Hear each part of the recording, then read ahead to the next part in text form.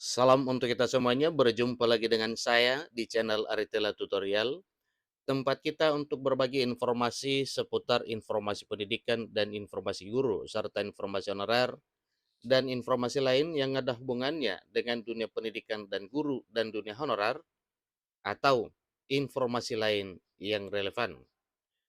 Pada pertemuan ini, saya menyapa seluruh Bapak Ibu honorer setanah air yang selalu setia melaksanakan tugas tanpa mengenal lelah untuk melaksanakan kegiatan pelayanan publik baik di instansi pemerintah pusat, demikian dengan instansi pemerintah daerah.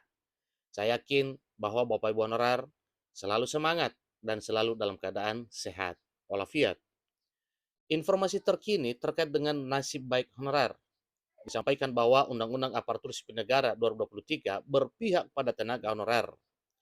Inilah hak yang akan diterima nantinya jika diangkat menjadi pegawai pemerintah dengan perjanjian kerja atau ASN P3K.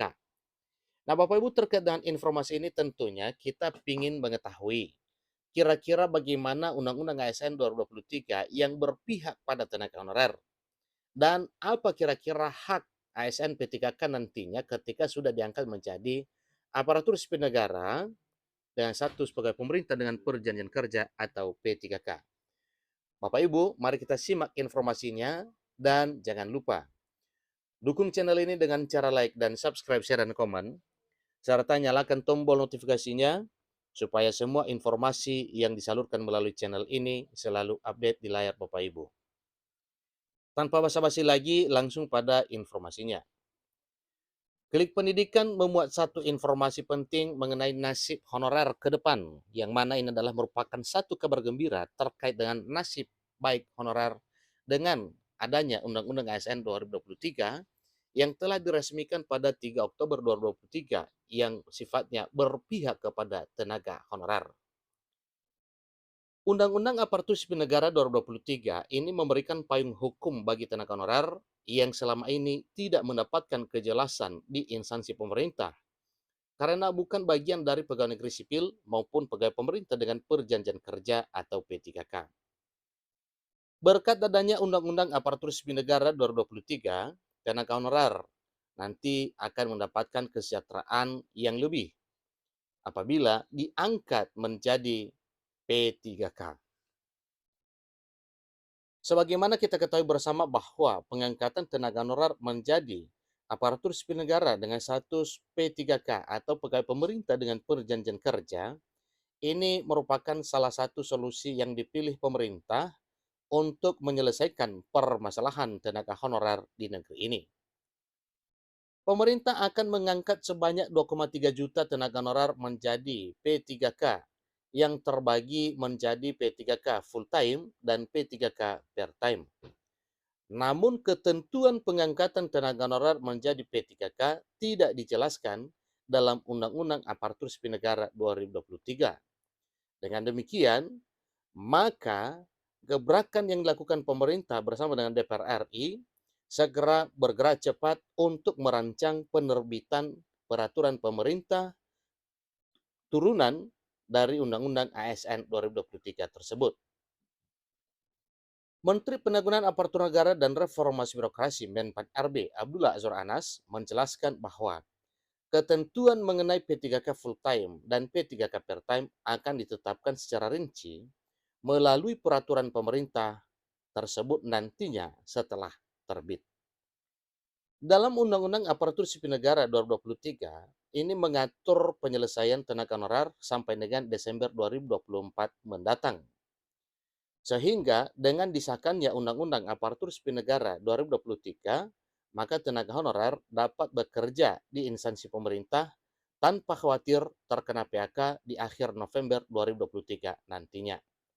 Nah, mengenai Undang-Undang ASN 2023 yang mengatur penyelesaian tenaga honorer sampai dengan Desember 2024 mendatang itu termuat di dalam pasal 67 Undang-Undang ASN. Selain itu, Undang-Undang Aparatur Sipil Negara 2023 juga menjelaskan hak-hak apa saja yang akan diterima oleh tenaga honorer yang diangkat menjadi P3K nantinya. Tentu, ya kita wajib tahu apa hal-hal tersebut. Beruntungnya tenaga honorer dengan disahkannya Undang-Undang Aparatur Sipil Negara 2023 karena hak yang diterima P3K setara dengan pegawai negeri sipil atau setara dengan PNS. Berikut ini adalah beberapa hak yang akan diterima oleh tenaga honorer jika nantinya sudah diangkat menjadi pegawai pemerintah dengan perjanjian kerja atau P3K dalam Undang-Undang Aparatur Sipil Negara 2023. Pertama, mendapatkan jaminan gaji. Itu sudah jelas Bapak Ibu ya. Karena memang sudah diangkat menjadi ASN, maka berhak untuk mendapatkan gaji. Kemudian, tunjangan dan fasilitas dari pemerintah. Perlu kita ketahui mengenai gaji, selain daripada gaji pokok, maka akan menerima tunjangan keluarga atau tunjangan suami dan atau istri sebesar 10% dari gaji pokok dan tunjangan anak 2 orang terhitung yaitu 8% dari gaji pokok. Kemudian mendapatkan jaminan hari tua. Yang ketiga, mendapatkan jaminan perlindungan dari pemerintah. Suatu hal yang wajar mendapatkan jaminan perlindungan dari pemerintah karena statusnya adalah aparatur sipil negara. Maka terkait dengan nasibnya, semua ada perlindungan dari pemerintah. Yang keempat, yaitu mendapatkan kesempatan untuk mengembangkan kompetensi. Dan yang kelima, memperoleh hak cuti. Itu telah termuat di dalam Undang-Undang Aparatur Sipil Negara yang 23 yang lalu itu mengenai hak-hak yang akan didapatkan oleh honorer sipil negara. Tentunya tetap berpatokan pada peraturan pemerintah atau tetap berpatokan dan berpedoman pada peraturan perundang-undangan yang berlaku nantinya ke depan. Berita mengenai pengangkatan honorer juga disampaikan bahwa ini akan segera dituntaskan di tahun 2024. Kapan bulannya? Tentunya kita akan menunggu setelah terbitnya peraturan pemerintah mengenai penuntasan honorer. Pemerintah berharap dengan disahkannya Undang-Undang Aparatur Sipil Negara 2023, tenaga honorer, pegawai pemerintah dengan perjanjian kerja atau P3K, maupun pegawai negeri sipil atau PNS mendapatkan kesejahteraan yang lebih baik tentunya. Dan itu sudah benar bahwa memang dengan adanya payung hukum yang baru, yaitu Undang-Undang ASN 2023, yang sudah diresmikan 3 Oktober 2023 beberapa hari yang lalu, itu adalah satu payung hukum yang menjamin nasib honorer dalam hal pengangkatan, demikian juga dengan para P3K dan PNS yang sudah melaksanakan tugas sebagaimana amanah dari undang-undang. Demikian pada informasi berikutnya. Terima kasih.